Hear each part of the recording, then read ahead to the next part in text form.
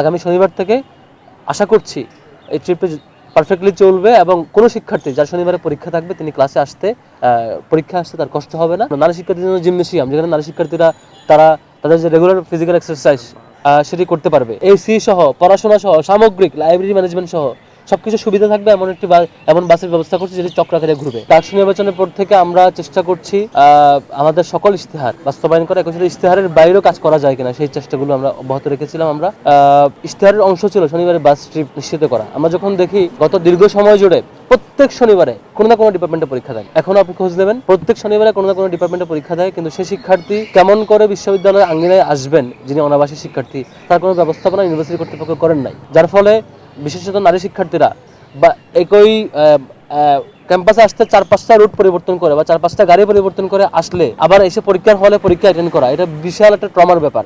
গাড়ি পরিবর্তন করা, ওঠা নামা, একে তো জ্যাম, শনিবারে বিভিন্ন পলিটিক্যাল প্রোগ্রাম থাকে, সবকিছু ছাপিয়ে এসে যখন সে হলে ঢুকবে তার জন্য একটা বিশাল ট্রমার কারণ হয়। বিপরীতে যখন বিশ্ববিদ্যালয়ের নির্ধারিত বাস থাকবে সে স্বাভাবিকভাবেই হলে চলে আসতে পারবে ইজিলি।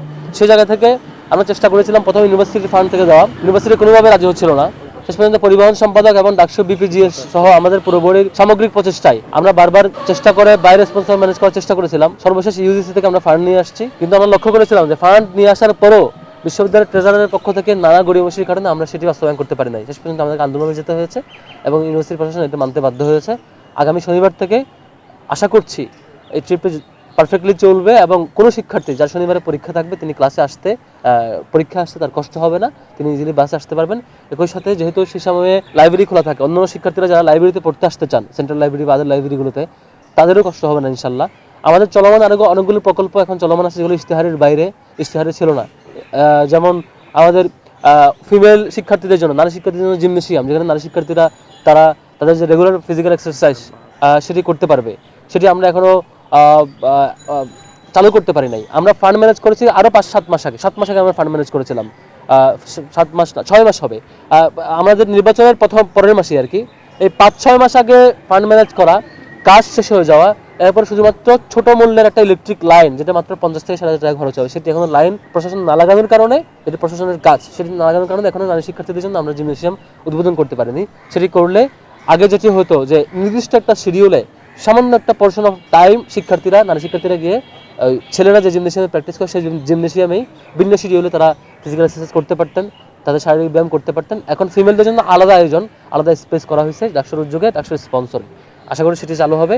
পাশাপাশি আমাদের আরও প্রকল্প আছে, আরেকটি নির্ধারিত একটা বাস, যে বাসটি এটাও আমাদের ইশতেহারে ছিল না। আমাদের এখানে দেখবেন যে ফিমেলদের একটা হল আছে সুফিয়া কামাল অনেক দূরে, আর একটা হল আছে মৈত্রী হল এদিকে আরেক মাথায়, ক্যাম্পাসে 2 মাথা 2টা, মাঝে ক্যাম্পাস। তো নারী শিক্ষার্থীরা এক পাশে থেকে এক পাশে যেতে তার কোনো প্রয়োজন নেই। সুফিয়া কামাল হলে কোনো শিক্ষার্থী সমাজ কল্যাণে ক্লাস করতে, কিংবা মৈত্রী হলে কোনো শিক্ষার্থী যদি লতে ক্লাস করতে আসে, তার যে আসা যাওয়ার হ্যাসেল, এখানে বাস রুটের আসা যাওয়া করতে হয়, সেখানেও পর্যাপ্ত না। আমরা এসি সহ, পড়াশোনা সহ, সামগ্রিক লাইব্রেরি ম্যানেজমেন্ট সহ সবকিছু সুবিধা থাকবে এমন বাসের ব্যবস্থা করছি যেটি চক্রাকারে ঘুরবে। আমাদের পরিকল্পনা হচ্ছে, আল্লাহ যদি তৌফিক দেন, আমাদের ইশতেহারে না থাকলেও প্রত্যেকটা এই রুটে একাধিক বাস রাখা বা একটু পরপর বাস যাতে আসে সেই ব্যবস্থা রাখা, যাতে শিক্ষার্থীরা উপকৃত হয়।